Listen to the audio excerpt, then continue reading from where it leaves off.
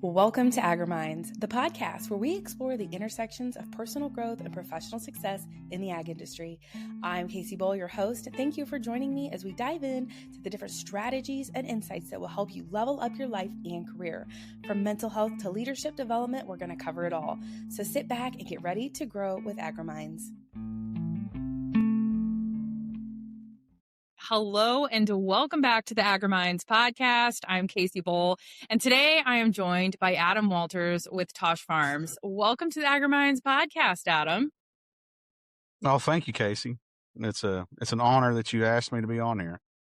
I'm really looking forward to our conversation. I think we're probably going to talk all things leadership today. And for a little bit of context, Adam and I have been working together on a couple projects over the last, I think, 2 years. Has it been 2 years? Mm-hmm. And I've seen a level of leadership, not only from you and the folks that you work with, but the company that you work with as well.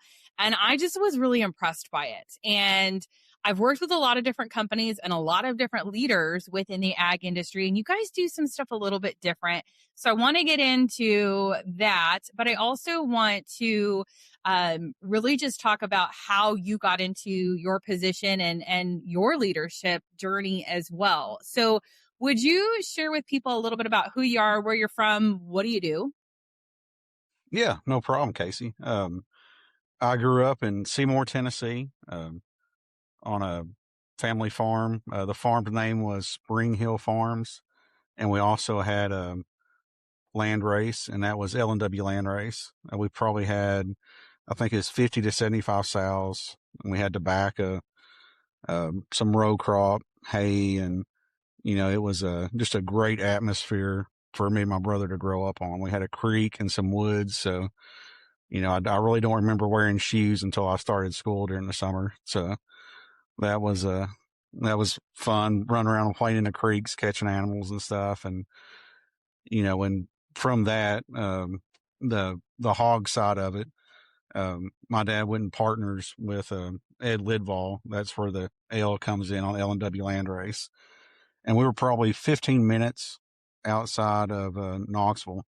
So we had, there'd be a lot of classes from the University of Tennessee come and do some necropsies and just, ag classes, checking out the farm. And so, it was always like a classroom environment when I was in the barns, having my dad and Mr. Ed Lidval, is always, if you're there doing something, you might as well learn how to do it right. So we were taught that at a young age. And, but growing up, I didn't want really anything to do with the farm once I got older.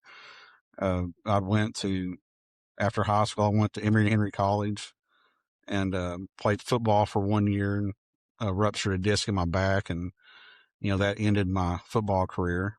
But, I guess a lot of the commitment and dedication you got to have playing sports.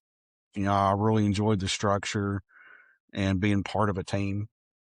And I know, in high school, some of the teams I was the captain on, but I know my leadership skills were horrible when I was younger. So, that idea of saying people are born leaders, I can see that a little bit, but as long as you're evolving every day and trying to get better, you can continue to, to become a lot more than you are.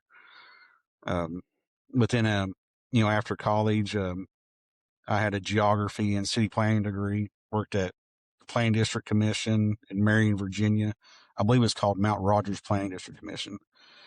I worked there for a year and had more back problems. And so I moved back home to Knoxville. And my brother, when I was going through all this, he had started at Tosh. And in February, he's been at Tosh for 24 years. Or no, it's 23. And I'll be at Tosh 19. So his family was already in West Tennessee. And he started there after he got his master's from Knoxville. And I moved down to West Tennessee with my family probably in 05, winter of 05, and had my last back surgery in I think it's August of 06. They replaced 2 of my discs, and, it's as soon as I got clear to start working, Jeremy talked me into working at Tosh. I don't know if it's because he just wanted somebody else there with him, but it was, it was when it was starting to expand and grow. And, he told me about the job and what it was like and the company. And like, I never knew there was jobs like this in ag. It's not something you ever really hear about much. Being in the state of Tennessee, it's not like, we're North Carolina or Minnesota where there's all kinds of jobs for ag. And, so I started in February of 2007 and, started out as what is called a service tech at the time. And, it was in the finishing department. And, so probably, 2008, 2009, Jimmy had decided he's going to switch all from finishing in nurseries to all wing to finish. And, I started right at the time with that. So, pretty much all of my 19 years at Tosh have been working in the wing to finish department, dealing with the protocols of starting wing pigs off, learning the ventilation in the barns and controlling all that. And, when I started, I think there was maybe 4 managers in the wing to finish department. And today I have 20, including myself. We marketed 300,000 pigs, I believe, in 07. And in 2025, we sold 1.1 million. So there's been a lot of expansion since I started. And, it's been a lot of fun. You learn a lot of stuff when how to structure, certain jobs, create new jobs. Our management is set up a little bit different than other farms on how we manage the wing to finish barns. And, I guess you're saying Tosh does some stuff a little different. It's, the goal is the same at every farm you go to, whether it's Tosh, Smithfield, Mashoffs, or whatever. It's, your goal is to market as many full value pigs as you possibly can, but every farm does a little different. And, so with Mr. Tosh, Jimmy knowing that, and my boss, Jay Oliver, knowing that, it was how to set up and structure what worked best for Tosh. We're still evolving that, but it was completely different, the jobs now, than it was when I started. We're more specialized. We have people who, just take care and count the baby pigs and sort them out, and that's all they do. And then we have people that work a lot with the holding the growers accountable, checking maintenance and understanding ventilation. Then we have a group that does all the sales and the weigh-in. And so, the way we looked at it, it worked better for us having people who were experts in each department than just having people who knew a little bit about each section. And, for us, that's worked out pretty well. And, we collaborate a lot with PIC. That's where we get our genetics from. And, I was doing a podcast for them back in the spring, and they were telling me that I was getting long winded and I had to cut it off. And so I told everybody, I said, if you take anything away from this, just, everything that PIC is saying, that Zoetis is telling you to do, they're exactly right. If you can follow through and do everything they ask you, you're going to be successful. But the big part with that is, the follow through, making sure everything's executed correctly. And so that's, I think that's where I feel like my expertise is paying attention to the small details and making sure that, everybody's aware of their responsibilities and know what's expected. And, and also, whenever I hire a new manager in, we go through 5 weeks of training, and that might seem a little excessive, but, we're not, the only time we're in the same place is maybe once a quarter when we have our quarterly meeting. So I want somebody who's trained and very comfortable with what their responsibilities are before we turn them loose on their own. And, we're not in the same room all the time or even at the same farm, but, we do a lot of text message and calling, Zoom calls and stuff. But, it takes a high level of responsibility from those people to be able to work at the level we want them to without somebody looking over their shoulders all the time. And, the training period, I think that makes a huge difference. And, as well as I do, whenever you're down people and you're trying to fill a position, it's very hard to, you're always wanting to go on and fill that role. It's like, well, this person is doing really well and they're 2 weeks in, we can go on and push them in, but those situations never really work out well. So I stick with the 5 weeks. And, that seems to be a good amount of time for them to get in, meet everybody they're working with, get to the farms, know the drivers, understand the protocols. And it gives them enough time also to realize if this is something they want to do or if they want to try something else. And also, whenever I move managers, 3 different parts of the wean to finish department, we have the baby pig techs, regional managers, and the sales team. If I move a baby pig tech to a regional manager, there's another 5 weeks of training. If I move a regional manager to the sales team, there's another 5 weeks of training. And again, that's just to ensure that everybody's comfortable with what they're doing and the decisions they can be making. I think if you're comfortable and know the expectations, you're going to work a lot better and make better decisions. Yeah, there's so much good information in there. So I want to go back just a minute. So you talked about when you were maybe being one of the leaders on your team, and you said something about like, I had horrible leadership skills. What made you say that? Do you have an example of why you thought you had bad leadership skills? Well, it was just knowing my mindset and the age I was, you can lead by example. And I think that was the biggest thing that I always had. I was the first one there and the last one to leave. And, I always went by, there's going to be people out there smarter than me, people out there, playing sports who are bigger, stronger, and faster. But, one thing you can always determine is that you're the hardest worker out there.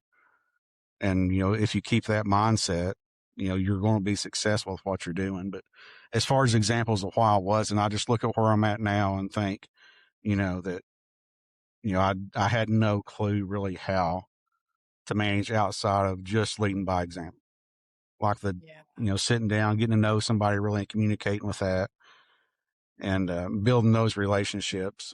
It wasn't, I wasn't very good at that time.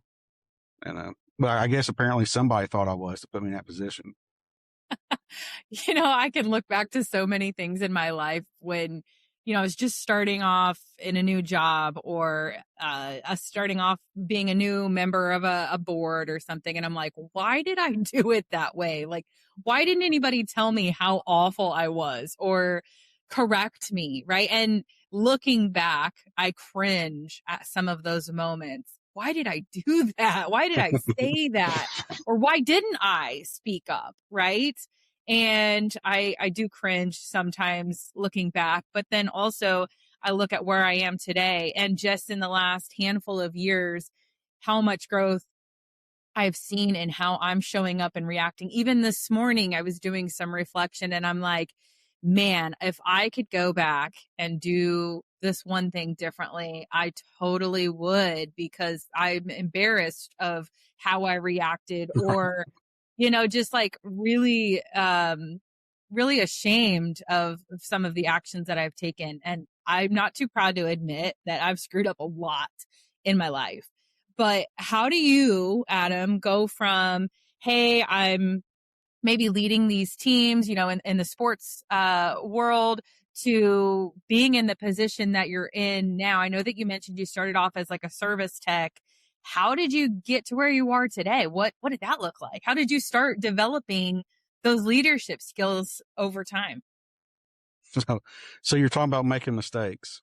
My boss, Jay Oliver, he's a production manager at Tosh. So that means he's over everything swine. And so we have the sow farms and wean to finish, and he's over all of it, and I'm over the wean to finish department. And he started at Tosh the October before I did. So he started in October of 2006, and I started in February of 2007. And relying a lot on him and my brother Jeremy, you know him very well. You've been working with him, through calls and stuff, helping me, guide me through the way. And because it was I had 2 weeks of training, and then back then all the controls were different, all the farms were different ages, and it was a lot. But I had those two people, I had the support from them to grow and learn. And you talk about making mistakes. Jay jokes with me all the time that, that I've made every mistake possible, but I never make it twice. So as long as you learn from your mistakes and don't make it a habit of repeating them, you can grow and do well from that. But, talking about looking back, so I was a service manager for 8 years, and that's where I had, probably 15 to 20 farms where I'd write up reports on and, just work with the growers and really learning, how to hold somebody accountable and work on my communication skills with, communicating to them expectations, and then also how I want stuff done. Cause as well as I do, if you just tell somebody to do something, it's not really going to work out that well. And, so one thing I always looked at from every situation, good or bad, like you said, you look back and, some areas you really messed up in. I'm the one I analyze all my conversations. I always think, well, I could have said this better. I could have done this better. So I always go back and look and, what message was I sending out, and how was the grower, the person I was working with, how did they perceive that? Cause it's like, when you play that game, you tell somebody at one end of the line, you go to the other end of the line and see what they say. You can tell somebody the same thing, a group of people the same thing, but everybody's going to interpret it differently. So when you step back and realize that that's on you to make sure that communication is clear. And, once you start looking at it like that, some of these situations where people get upset, I got to step back and look, how did I handle that? Did I handle that right? Should I have explained this a little bit more? They may not fully understand what I was asking them to do. And so, the 8 years I was doing the regional work, a lot of it was managing the Tosh owned sites. And that was around 60,000 head. And we had about 6 employees. And so I learned pretty quick working with, learned a lot with the protocols as far as interviewing people, hiring people, all the protocols you got to go through to let somebody go. And with that, really learning how to work with people, because I spent a lot of time. The largest farm we have is called our Gilkey farm, and there's 16 barns there. And, I've spent a good chunk of my adult life at that farm, and lots of days working with the people there, going through, giving shots, getting stuff ready, and, getting to know the people in the barns very well. And so, I guess the 8 years of doing that really set me up for whenever, Tosh was expanding more, because it seemed like, as we were expanding and getting larger, each section along the way, there was opportunity to move up to another level. I believe it'd been 8 years ago. I'd worked at Tosh for 8 years, and then I got promoted to where I was over the baby pig techs and the regional managers. And so, dealing with the wean to finish, there's probably nobody that'll listen to this that knows what a baby pig tech is, because those are basically your nursery managers, your nursery techs. And I tried advertising the position as nursery manager, and, I could not get anybody to apply for the jobs. And so I was thinking one day, I was like, why don't I just call it a baby pig tech? That's not technically what it is. But I did. And I mean, I can put that job out today and I'll have 10 applications by the end of the week. It's amazing how just changing the title of a job, draws people's interest. And, but that's a lot so working in the wean to finish department, the biggest challenge everybody has is when the pigs come off that truck, having the best environment for that animal so they can get started on feed. They're coming off the sow. They're used to her being there. They're used to being on milk, and they're used to being in their pen. So you put them on this truck, then they come to this farm. It's a foreign environment. They're in pens with pigs they don't know. Their mom's not there. And it's just very stressful. It's probably the most stressful day that they'll have in their life. And, so the baby pig techs go through and, they spend a lot of time that day getting them in the right pens. And, sorting them out and going over the medication and sorting protocols with the contract growers. And, that position is very important, but it's also, it's very intense. I mean, you got to be in shape if you're basically catching pigs all day, every day. And, but I was over that department and then also over the regional managers. And, I had a good idea with that role, being here for 8 years, sort of how I wanted to start molding the department, and talking with Jay and, giving me an idea of where he wants this department heading. And, I've worked with him long enough. We can sit down and have a 5-minute conversation, and I know the path that he's wanting me to take everything. And I start getting an idea of how I can get there. And, then after that is probably, 10 years ago, I was promoted to where I was over all the wean to finish. And so that includes sales. And, whenever the pigs get a certain age and a certain weight, our sales team, they'll go in and mark the pigs individually. And each truck we have, so let me start here with the sales department. Every week we sell anywhere from 125 to 130 top hog loads, and each load has about 160 pigs on it.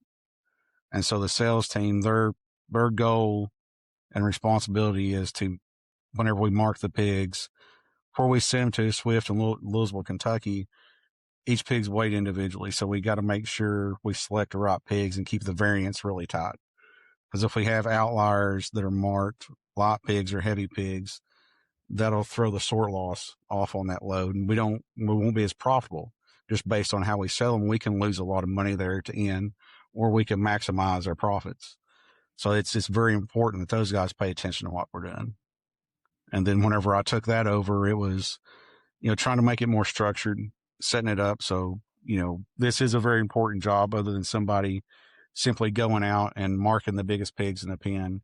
How can we structure that to train these people so that they understand the tools that we have and their expectations, and how they can apply that in the barns to where they're prepared to do their job. And, I've been over all of it the past 10 years now.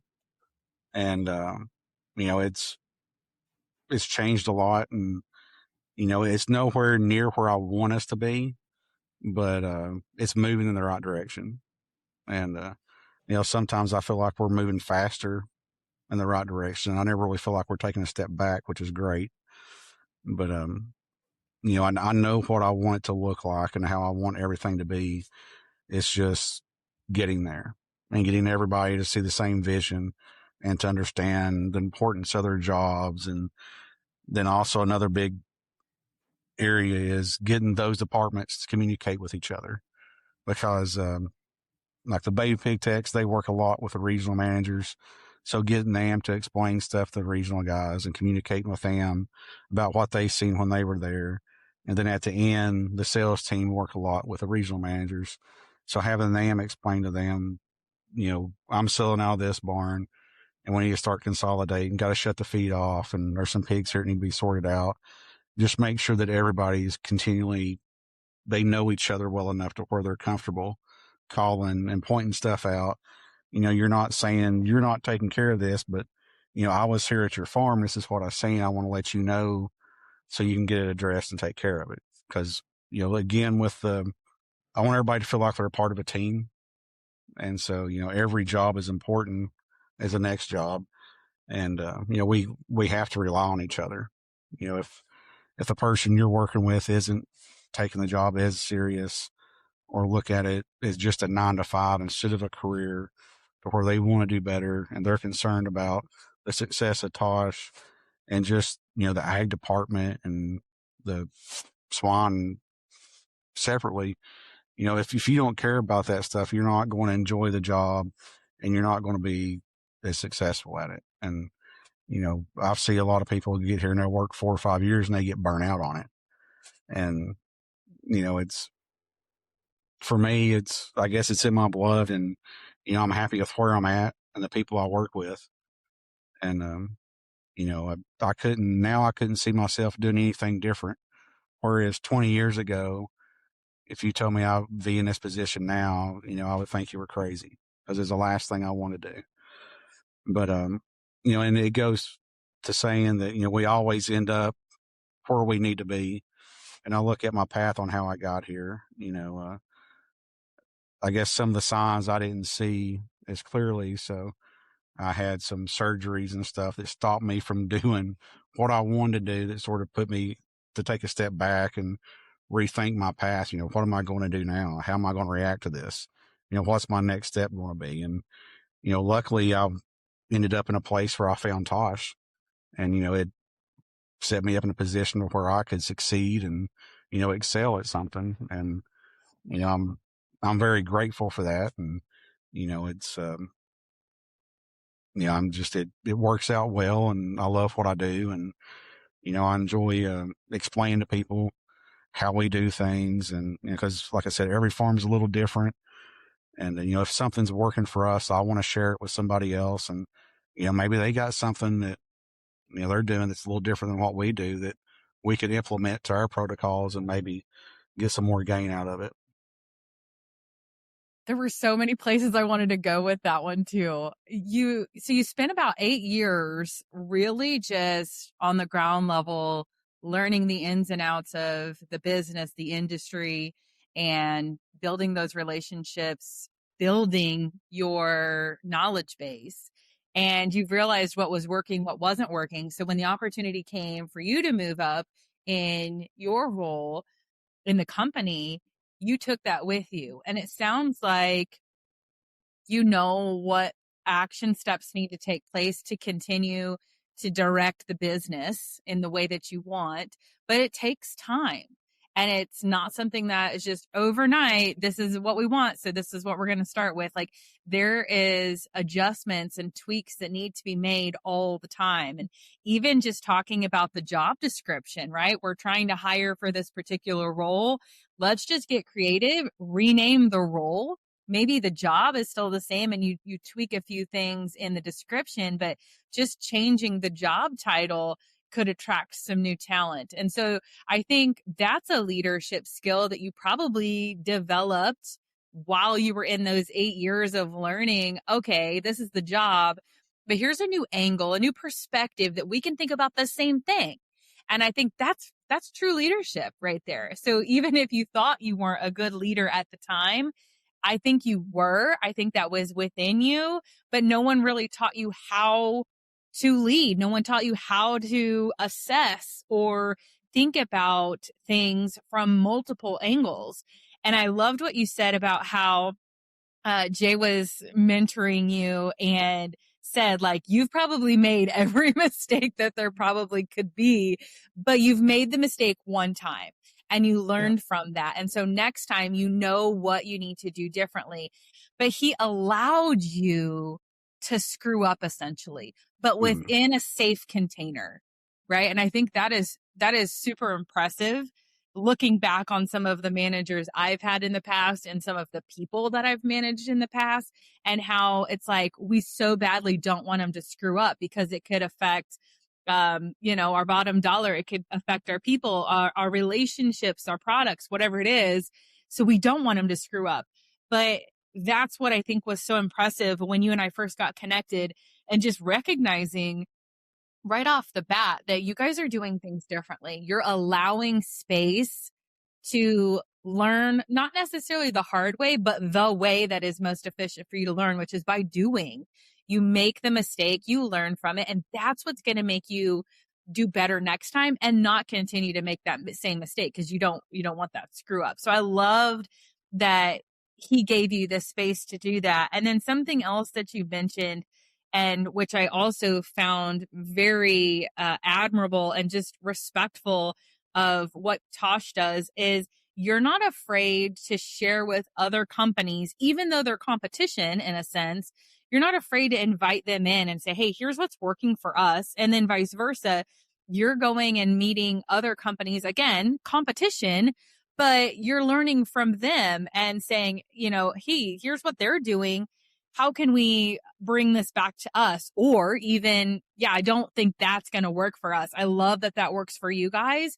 It's good to know, but it kind of confirms that the route that we're going is the right one for us. And so I think that a lot of the times people are scared to talk to competition because it's competition, but true leadership is not being scared of having those conversations. It's welcoming in challenges and people who are opposite and people who are doing things better than you, or, you know, whatever that is, and just being open to learning. And that to me is true leadership, is awareness and being open to being wrong sometimes and being open to changing the way that you do things. And I see that in not only you, but the teams that you're over and the teams that you work with and the company overall too. It's just, it's been so impressive watching you guys and getting to know you on a deeper level, and working with you as a coach and coming in and doing some trainings with you guys. And I just love how much you pour into your teams too. And knowing that Jay was a mentor of you when you were starting off, you're kind of pouring back into your teams too, of saying, I want to invest in you guys, not just as professionals working at this business, but you as humans too. I want to get to know you on a human level. I want to spend time with you. I want to know about your family. I want to know about some of the things you got going on in your life so I can support you, because the better human you are overall, the better work you're going to do at our company, right? Like, and I see how much you care holistically, and that's super impressive to me. Well, thank you. And you mentioned support. And so that's the biggest thing, is the support from Jay to allow me to make these mistakes, and a support from Jimmy. You know, if anybody knows Jimmy, they know that Tosh does a lot of stuff different than anybody else in the industry. And that's how we've gotten in the position we're in. So, you know, thinking forward and trying to find better ways to do stuff. I mean, you know, it's the opportunity's there. You know, if you got good ideas and, you know, you can figure out a way to increase your production numbers and stuff. Hey, we're doing it, and we don't we never look back. We just keep moving forward. And that comes from the top, you know, everybody, you know, realizing, setting the culture to where you can fail, but you have the opportunity to, you know, make changes and to learn from stuff. And, you know, that's huge. You know, there's not many places where the culture starts at the top and it trickles down to everybody. Oh, that's so powerful. Yeah. And if you have the chance to go on the Tosh Farms website and read the story of how everything got started, and just, not that Jimmy had his blinders on, but it sounds like he kind of did, of just like, here's what I want to have happen. And it's going to look really different than most people. And he was just so determined to do things the way that he wanted to do them. And so it's a truly inspiring story. So I just think that's so cool. And it's hard, right? Because there's so much noise out there that says this is what you need to do in order to be successful. I mean, those are like the most trendy posts or videos on social media of like, here's the 5 top things you need to do in order to make this much money. Or if you want to reach this level, here's exactly what you got to do. Here's the blueprint on how to make this thing happen. And so it's easy to buy into that, right? Like, oh, I want to spend $27 to get the blueprint on how to get 1 million followers on TikTok. Like, it's so easy, but that's how people are making money, because we want these answers. And it's not cookie cutter. It may be a fluke that it works out for you. And I think that's awesome if it does. But the majority of the time, there's no cookie cutter plan. There's no blueprint. I mean, there may be some basic foundations, but it's so important for you to recognize what you are doing, what's working, what's not working on an individual basis first. And, you know, check in with yourself and see what's working for you, and then going and helping others do the same thing. But if you can't get that right, how can you expect to lead other people well if you don't lead yourself well first? Yeah. And I'm big about simplifying protocols. And, you know, it may seem like it's complicated training people for 5 weeks, but there's a lot going on there. And I want them to be super comfortable and aware of what they got to do and their expectations. But, I try my best to take something and break it down and simplify. Because one, I've got to simplify it just so I understand it and so I know how to do it. But also, I've got all these other people that I got to teach it to. And so I got to break it down to, to where we have 100 contract growers and I got 20 managers. That's a lot of people that learn at different rates and also learn differently. So knowing that person's personality and how they learn and, how to approach them about certain things, I have to know how to do that differently with each individual and then teach them, hey, you have this group of growers. This is going to be completely different going over these topics with them than it is this other group. But, we know that. And so we know the pushback we'll get. But this is the process that you need to follow and how you need to attack that situation. And it's constantly changing. We add more people and different personalities. And, a lot of it's, I always say the pigs are the easy part. The humans are the hard part. Pigs, they're not going to lie to you. And you can tell exactly how they're feeling and what's going on when you walk in the barn. But, managing the people is the difficult part. And, so I tell my managers that, cause I get a lot of people who's never had experience working in swine. And believe it or not, there's not many hog farms in Tennessee and Western Kentucky. So, I look for somebody who has a genuine love for animals and a great personality. I can't hire somebody that, they don't care anything about animals and understand the responsibility we have taking care of those animals. That's the biggest part of all of it is how you treat them and take care of them. And then also having somebody with a good personality. I don't want to work long days and do hard work with somebody who has a bad personality and is always talking about how bad this job is and stuff. And, just how that person approaches the job in certain situations, that I can take that person, I can train them how to work with people. And like I said, teach them about the pig stuff. That's easy. Most of my conversations of how you're interacting with this person. What do you want from this conversation and what are you going to do to try to get the results you want from that conversation based on knowing who you're talking to? And that's all stuff that if they leave Tosh and find a better job, they can apply it at that better job because it's the same. You're dealing with the same type of people anywhere you go. So I always tell them, I was like, you're learning great management skills here at Tosh because if you can manage the people here and what you're doing here, you can easily go anywhere else where you're managing a group of people and be successful. It's the same. It's, you might wear a different suit, different work clothes, drive a different truck, but how you're managing those people, you're still doing it the same way. Yeah. I think that that's super impressive too. And something you mentioned a few minutes ago was you kind of have like this minimum amount of time that you put people in training. And it's like, we don't go less than that, like at least a minimum of 5 weeks training. And what I thought was really cool is you're like, we're willing to train people about the job, right? We want to hire good people at the end of the day, and we can teach you the job, but we can't teach you how to have a good personality. We can't teach you like work ethic or to care about the animals, right? Those are things that you kind of just have to come with. But the knowledge of the job, we can teach you. We'll train you on. But there was something else that you mentioned about like once we get to those 5 weeks or any time after that, if we're starting to notice that they are getting burnt out or maybe this isn't quite the role for them, but we really like that person, you guys will go above and beyond to find them the right place within the company. Like you want that quality of person at the company.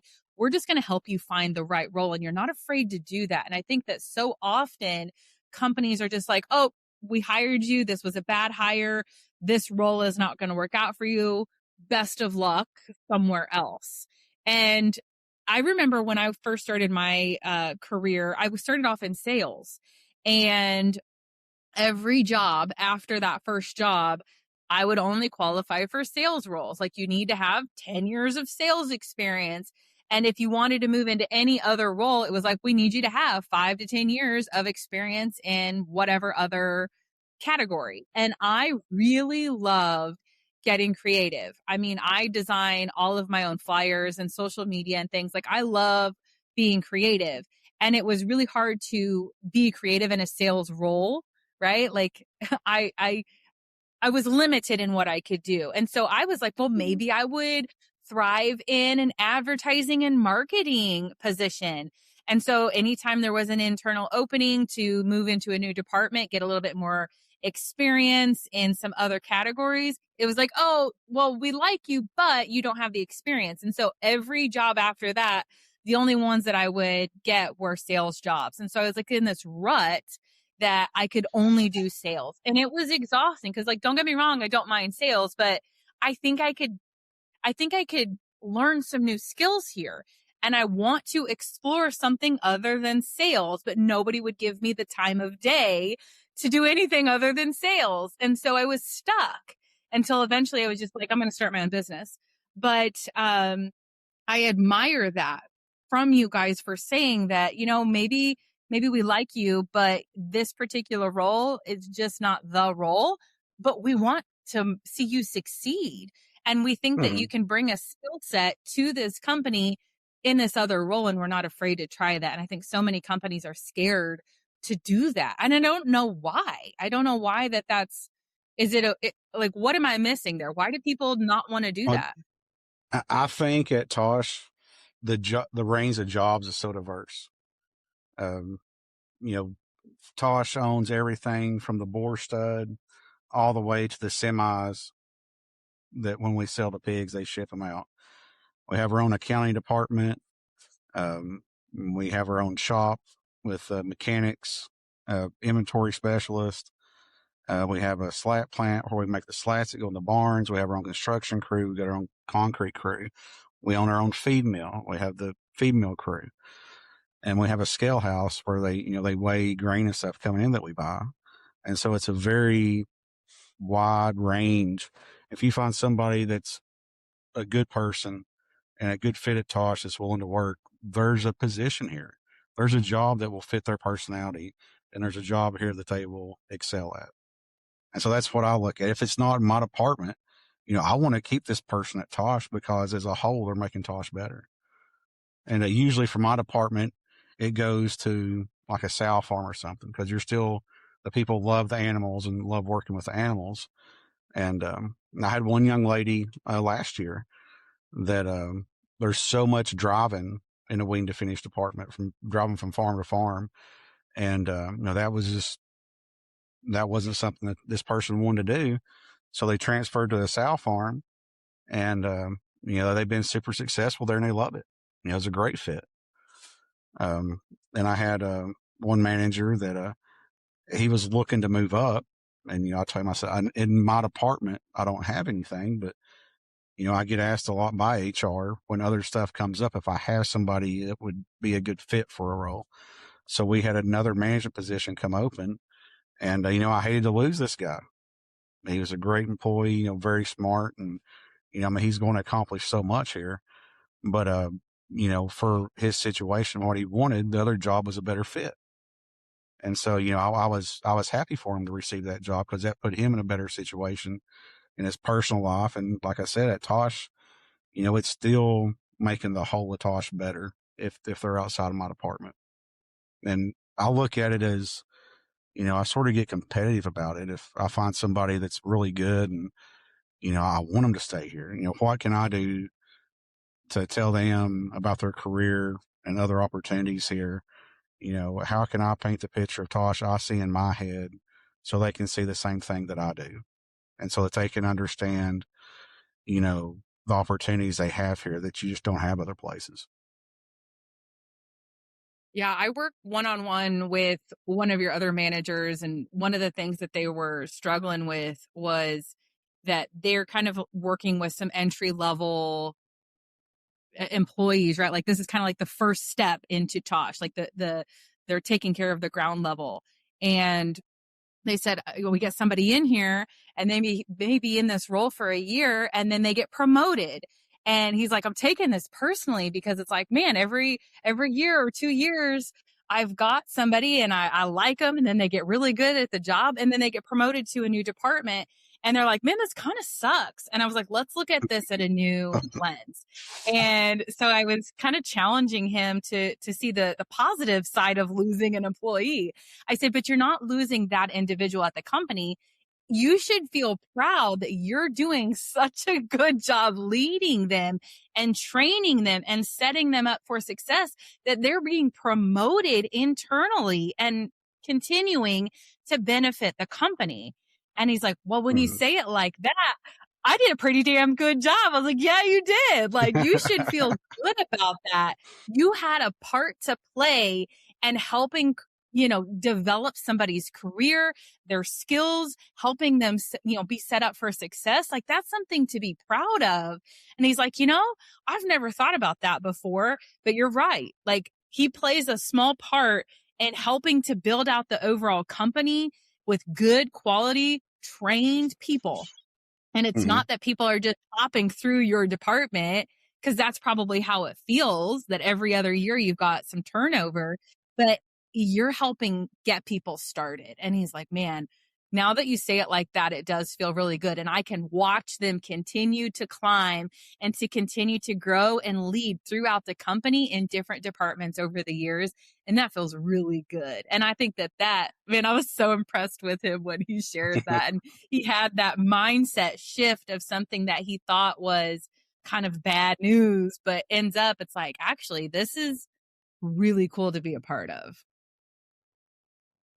Yeah. And, so I maybe I didn't explain to him well enough my expectations of his department when I put him over it, but that's exactly what I want to do with what he's over. He's over the baby pig techs.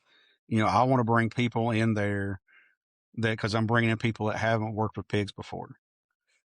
He can develop them in that department. And, as we see they want to grow more and there's other stuff that they can learn, then we can spread them out more. We can take that person and put them in some roles as a regional manager or somebody doing some sales stuff, to try to better fit their personality and, what their strengths are. Because if I have somebody in that role and, what they're doing, they have other stuff they have desires to do, and maybe we're not utilizing their strengths the way we should be. And then, we can find a position for them that will better everybody. And I did also remind him that I'm not stealing your employees because they're still my employees. I'm just moving them somewhere else. He's done an excellent job of bringing people in and training them, and the details. And he really understands the small details, and that's huge in anything you do.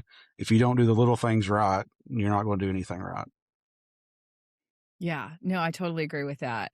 So we've talked a lot about leadership around teams, influencing those around us, whether it's family or whether it is, your managers, the people that you work with on a day-to-day basis. Can we talk a little bit about self-leadership? What are some ways that you continue to pour into yourself? Do you invest in yourself? Do you have daily practices that you go through that help you with your self-leadership? That's a great question, Kacee. I try to stay on a pretty good diet with my health, and because I'm 44 now, and you got to start thinking, the stuff I've been doing the past 20 years has put me where I'm at now. With the next 20 years, that's going to determine how the quality of living I have. And I've had 10 orthopedic surgeries. So, I guess you could consider me pretty much crippled anyways. So I've got to do some stretching, and, I got a home gym in my garage. It's full of equipment, and I haven't used it since, I had my heart attack, and that was at 38. So that was 6 years ago. But I've slowly gotten back into trying to be healthier and staying active. I do stretching in the morning. I do push-up routine, and, I do watch my calorie intake and how much protein I take in every day. And that's just to ensure the quality of my life that I have 10 or 15 years from now. Because I'll think back, how I felt 10 years ago. And I was like, man, I feel a lot better than I do now. Is it going to be that drastic the next 10 years? And what about the 10 years after that? So, all this stuff you do, it affects you long term. And, you got to start thinking about that. And, as far as personal growth, like, I do a lot of, and I haven't done this recently. It seems like this past year has been super busy, but, and I'm usually making phone calls when I drive from farm to farms, but, I like, listening to some audible books on leadership and, just trying to learn more about how to utilize the people we have so that they can reach their full potential. So and like you said, I got to be looking at myself. What can I do to give them the best version of myself? And, then that doesn't go just with work. It has life. What's my life like at home? And, because with my job, I'm on call all the time. And, I have it's probably 3 a.m. to 4 a.m. in the morning. I'll wake up and, about 30 minutes there, I'm thinking about something at work. And not to the extent I keep a notepad beside my bed, but some nights I wish I did. But it's always, thinking about improving. How can I reach this person to get them to be a better manager? How did I handle this situation? It never shuts off. But, the biggest thing I have is support at home. Like my wife worked at Tosh for 14 years. So she understands my job and my position. I couldn't imagine being married to somebody who didn't understand all that because, they would be pretty upset. It would go past just her saying, I'm not listening to her.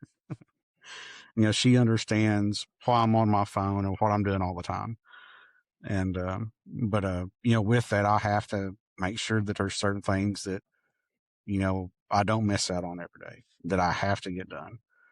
And, with my daughter, I always made sure that, I was the one that took her where she had to go that morning. If it was to daycare or to school, even the morning I was having my heart attack, I took her to kindergarten.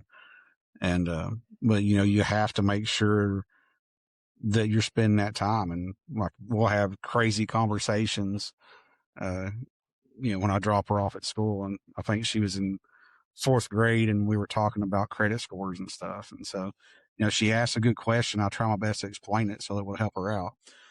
But, just try to be present in them moments when we have them, because with what I do, it's not like I have excess time to catch up on stuff like it, because nobody does. So, you have to try to be aware, and I think about balance a lot, and, I don't know if it's really balance or just, being aware of if you've went too far one way to pull it back to where you're giving more of yourself at home or at work, to balance it out. And, like I mentioned my heart attack earlier, that was caused by physical and mental stress. And I've talked to you before about it. I think if I was on anxiety medicine at that time, I would not have had it. And, and I know you talk a lot about mental health, and, the anxiety, that's always, you're it's a thin line. If you can ride that line to where the anxiety pushes you to do your best to go above and beyond, it's great. But if it goes over too far, you never stop thinking about it. You never stop worrying about how good you're doing. And that's one thing I struggle with. A lot of this stuff, it's hard not to take a lot of the stuff personal. It's like, well, I could have managed that better. I could have stopped this from happening. When you're responsible for it, it's hard to let that go. And, it's a lot. And I know that there's a lot of people that go through stuff like that, but, I'll talk to some managers here and he's like talking about, man, I don't know how to handle this and stuff. I was like, well, hey, I got some good meds. I'll tell you which ones to get on because they've helped me a lot.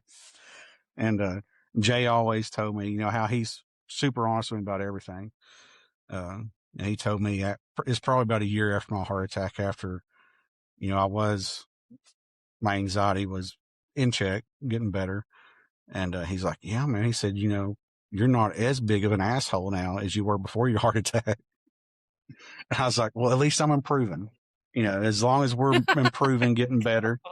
But, that's how we talk to each other. He knows how to talk to me. But, it's hard. And, any person that's a high achiever has some form of anxiety that's driving them. I mean, that's what pushes you to do your best. And, everybody has days where it does go too far to one side. And, you just got to learn to let go of it. And, it's going to be all right. You can't control everything. It's going to be fine. But, realizing that and actually your body accepting that, I found out it's two different things, because I can know it and understand it, but apparently my body handles stress a lot different than I do. And I think a lot of people deal with that. And, that's one thing I admire about my brother is, there's not many things that I've seen in my 44 years that's really got him stressed out to the point to where I know how I would be. He handles that great. And, that's something I can pick up and learn from him, maybe how I can relax a little bit. But, and so I guess you're talking about what am I doing? It's being aware of what some of my issues are. If it's, my bad back, my titanium knee, or my anxiety issues, I have to address that stuff, because if I don't, it's not just affecting me, it's affecting everybody around me. And then the last thing I ever want to do is for it to affect the people at home. And so that's hard, but, that's a lot of the stuff that, nobody really talks about, because it's all performance based and we're all driven. And, you hate to think of, and it's not excuses. It's learning how to, I guess, survive through being very highly productive. And, it's a constant work. It's a constant battle. I do like, I mentioned, listening to Audible and stuff. One of my favorite books that I buy for any new manager that comes in is Strength Finders. And it's anybody who's been in management, that's probably one of the first things you get and go over it and think, this is just super simple of starting to think about how to manage and work with people. But the thing I love about it is it talks about your strengths, about what you're good at. It is so easy to get better at something you're good at than to try to take something you're not good at and become better, and I do it all the time. Yes. I think about what I'm not good at all the time and how I can get better at that. And then we'll have a meeting and I'll have everybody go over their strengths. And I'm like, I'm trying, if not just for myself, to get me to understand that and also look at that in everybody. But, you take the test in the book, it gives you your 5 strengths. And so at least once a year, my whole team will get together in a quarterly meeting and everybody will get up and present their strengths and, go over, I'm an achiever, I'm a relator, activator, and I share this with these people. And in these scenarios, this is where I can see that that's accurate with my personality and my strengths. And because, I don't want people constantly thinking about what they're bad at. That's not good for anybody's mental health.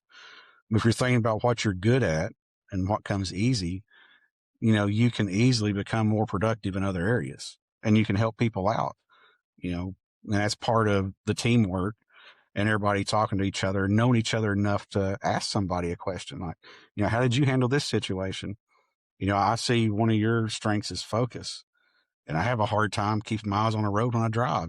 How can I improve that? And, it's just, I like that because it creates positive thoughts, and, you can build so much from that.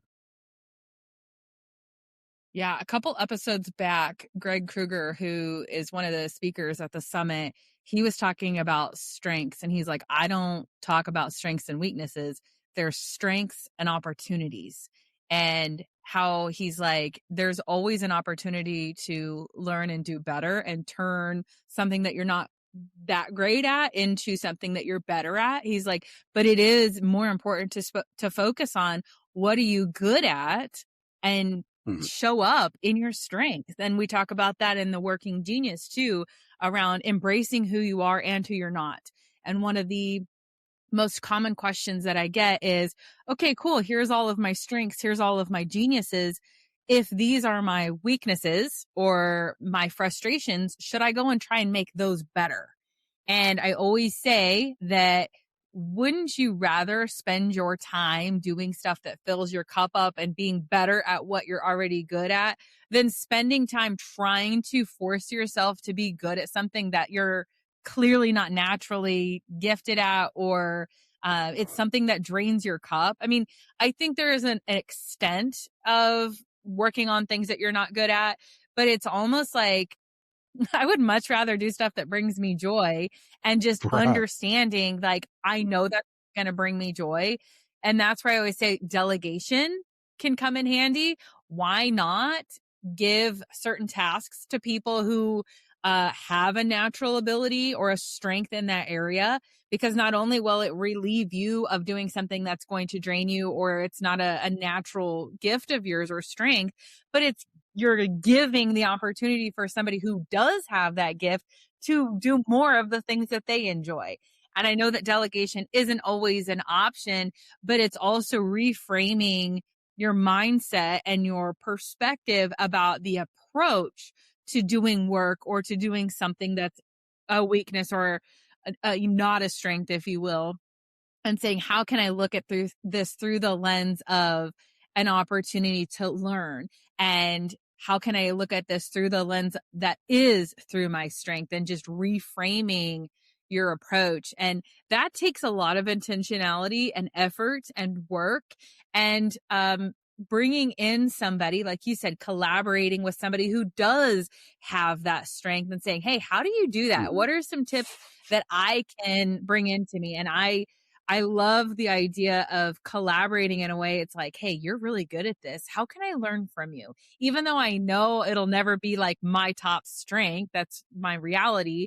But if I can just get 1% better at keeping my eyes on the road, if I can just get 1% better at communication, if I can just get 1% better at trying to stay organized, being efficient, eating better, working out more, being a little bit more considerate. We just went through this during Christmas time. I'm the worst gift giver. I'm so bad at giving gifts. I wish that I was more caring and considerate in that area. And my husband gives me so much crap about it. But it doesn't come naturally to me to think about, what can I get everybody for Christmas that they would enjoy, right? To me, I'm the kind of person, if I see something out and about and I'm like, oh, so-and-so would really love that, I'm going to buy the gift and I'm going to give it to them right then and there for no reason. And so to force getting gifts during Christmas just to check the box to say, I need to give you a Christmas gift, it goes against every grain in my body. And so it is so hard for me to just check the box just to give somebody a gift just because it's Christmas. Like, I want to give them something that I truly think they would enjoy, benefit from, or feel appreciated with when I come across the thing. And so I still have my niece's Christmas gift in my Jeep. I should probably send it off, but I'm so bad at it. And so a lot of the times I'll be like, can you just go shopping for me? And my husband will go Christmas shopping, which is so not stereotypical, but he's better at buying stuff than I am. And it is just one of those things that I've just embraced. I'm just not good at giving gifts. It's not my thing. Oh, that is so funny. I'm glad you brought that up. I think that's something you're either good at or you're not. There's no in between. And my wife is so great at buying gifts. Like, she cares and like she tries to pick the perfect gift. And I'm absolutely horrible at it. I guess it was the first year we were married, and she likes telling this story.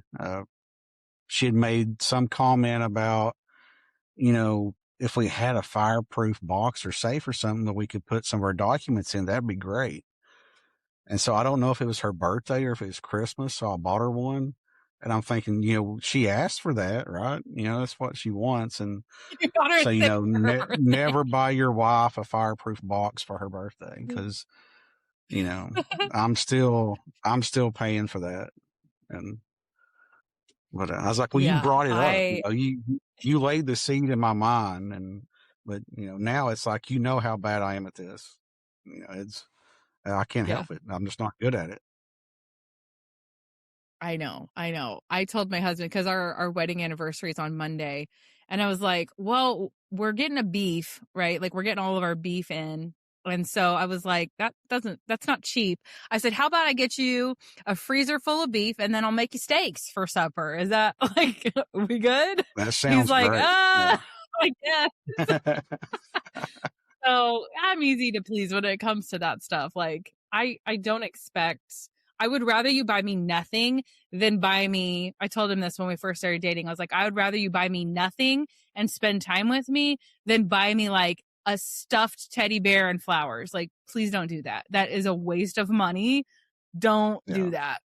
And so I think that comes back to the communication piece and really setting those expectations, right? Same thing with your wife. She was just saying that she wanted one. She wasn't saying, Adam, love of my life, please buy me a fireproof box for my birthday or Christmas present. I don't like, that's not romantic. So that's partly on her for not setting expectations. That's one of those, mistakes that Jay was talking about. I've only made it once, and I won't make it again. Oh, yeah, you learned. You learned your lesson. Learned from that pretty quick. Well, and I don't remember the exact, don't quote me on this, but I feel like I heard somewhere that communication is like 80% about how the other person interprets what you're saying, and only 20% about what you're actually saying. And I think that that's really important to remember, is like, communication isn't about me telling somebody. Communication is, how are they interpreting what I'm trying to convey? And I think that's super important. So you're saying I probably wasn't listening to her, like she always tells me I'm not listening to her. I'm saying it could be a compilation of things. Yeah. It could be a mixture of things. Yeah. And both parties are responsible, right? Like, when we talk about boundaries, right? Like, if you set a boundary, but you've never communicated the boundary, how can you expect nobody to cross the line? Like, of course people are going to cross the line because you never communicated that you had the boundary. Right. And so it is important, and it's both parties' responsibility in that point. So, this is such a good conversation. I love it. Thank you so much for coming on the podcast and sharing a little bit about your leadership journey and how you got to where you are, how you help other people in your life, both personally and professionally, with their leadership, how you take care of yourself and your self-leadership. I just think that this is a fascinating story. And like I said, it's been such a rewarding insider look to your company and how Tosh Farms has built this culture, right? Like, both Jay and Jimmy and the others, that you guys have built a culture that's just super impressive. And I've just loved working with you guys. And I appreciate you coming on and sharing that with my listeners here on the AGRIMINDS podcast. I just am super appreciative of it. Oh, no, thank you. It's an honor to be asked to do something like this. And, with our conversations before, you do a good job of pulling the conversations out of me and getting me thinking a little deeper about some stuff. And I enjoyed it. And, anytime that I can talk, about the pork industry and about where I work and the people I work with, I don't miss the opportunity. Well, and I'll add on to that. I grew up in row crops. So we raised corn and soybeans. I didn't have exposure to livestock growing up. And so when we first started working together, I was like, I had a little bit of imposter syndrome. I'm like, crap, I don't know a whole lot about the pork industry. And so I kind of got in my head a little bit. I'm just being real vulnerable with you. And then I remembered, like, I'm not supposed to be the expert in the pork industry. Y'all are supposed to be the experts in the pork industry. I'm the expert at being the coach. That's my role. And so I think that that's another thing to remember is like, there's always like, come with your strengths to the conversation, and there's always an opportunity to learn. And I have learned so much about the pork industry since our time working together. And I think you guys do an amazing job of breaking it down, sharing the importance of why you're doing things the way that you're doing and how you're doing the things that you're doing, and training other people. And so I would highly recommend, if you are listening to this and you're looking for an opportunity to join a company that has an amazing culture, who invests in their people, who truly care about you as a human being and not just an employee or another number, I would highly encourage you to check out Tosh Farms. And I'd be more than happy to connect you with Adam to just learn about what they do, right? And how they do it. And so, like I said, I would highly encourage you to reach out to them if you're in the job market and have an interest in working with pigs, maybe being a baby pig tech. I think it would be awesome to snuggle with baby pigs all day. So And thank that's you so exactly much what they do every day. Yeah. Yeah. Awesome. Well, thank you, Adam, so much for coming on and joining the AGRIMINDS podcast. Thank you, Kacee.